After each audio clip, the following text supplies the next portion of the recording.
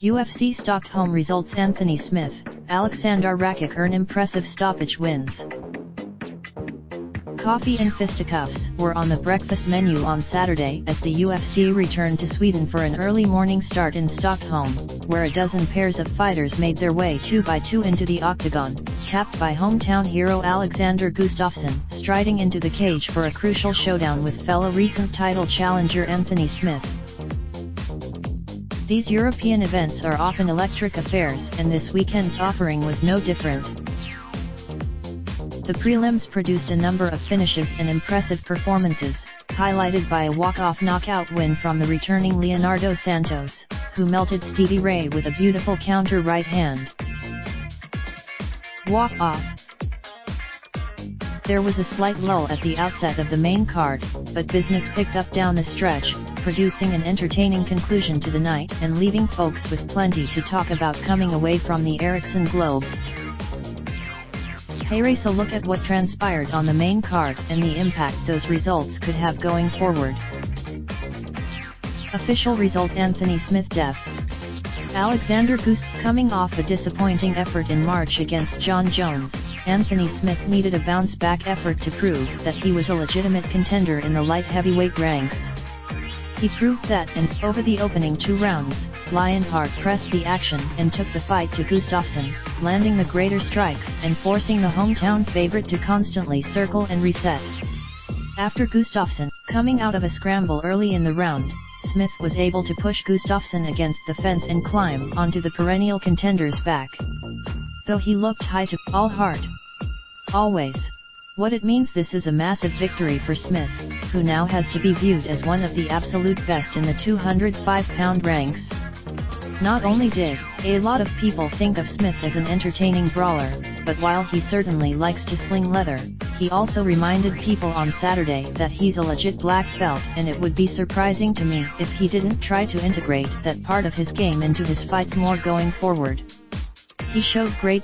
This was obviously a heartbreaking loss for Gustafsson, who took off his gloves and declared, "The show's over, guys," before leaving them in the cage and heading for the back. He's been a fixture. Time will tell if this was something he was thinking about or a spur-of-the-moment reaction to another devastating loss on home soil. Official result: Aleksandar Rakic def.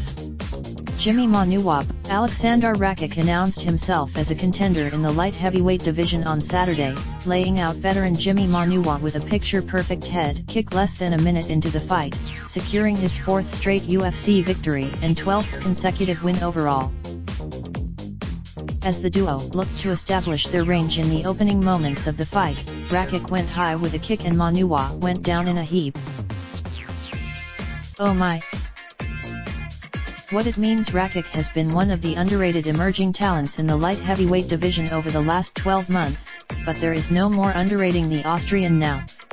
He was unranked. Additionally, this should hopefully end the whole light heavyweight sucks narrative that continues to be perpetuated every time a top-end fight in the 205-pound ranks comes around.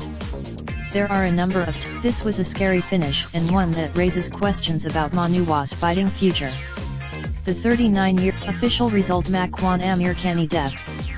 Chris Fishgold. Amirkhani has been one of the most entertaining fighters in the featherweight ranks since his debut in Stockholm 4 years ago, however he's been limited to a single appearance in each of the previous 3 years.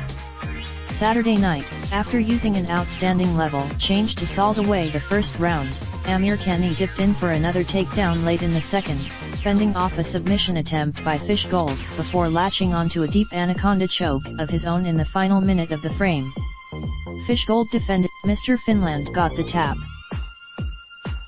What it means: first and foremost, this hopefully means that Amirkhani will be an active member of the featherweight division going forward, because this whole fighting once a year thing is just not enough from the always entertaining 30-year-old.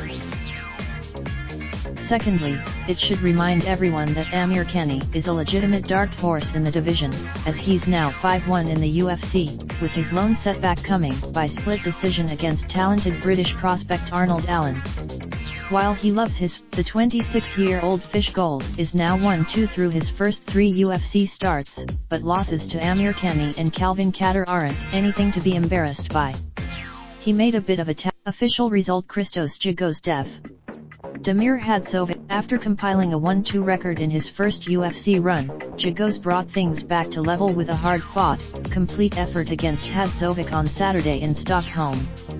The 29-year, while Hadzovic was able to take the third, it was a case of too little, too late, resulting in Gigo's getting the nod, resulting in both men leaving Stockholm with 3-3 records inside the octagon. Big pickup. Even bigger drop. What it means, Gigo's is one of those guys whose UFC record is a little misleading, because in each of his stints on the roster, the Spartan was thrown into the deep end of the divisional talent pool. Now that he's back, the timing on his takedowns was very good in the first, and he did well to keep constant pressure on Hadzovic, who is an unrelenting, tireless worker and a nightmare to put away. Gigo's landed some. Hadzovic looked flat on Saturday, offering far less offense than we're used to seeing from him. As much as he does, now sporting a 3-3 record in the UFC, Hadzovic will undoubtedly be a part of the upcoming card in Copenhagen, but the pressure will be won when he steps into the octagon in his adopted hometown.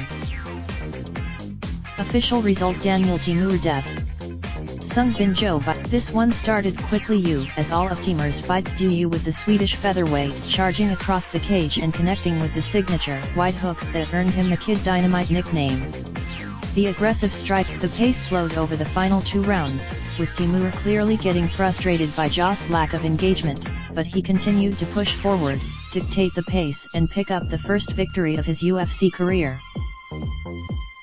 What it means: after catching losses in his first 3 octagon appearances, Timur avoids an 0-4 start and a trip back to the regional circuit by breaking into the win column.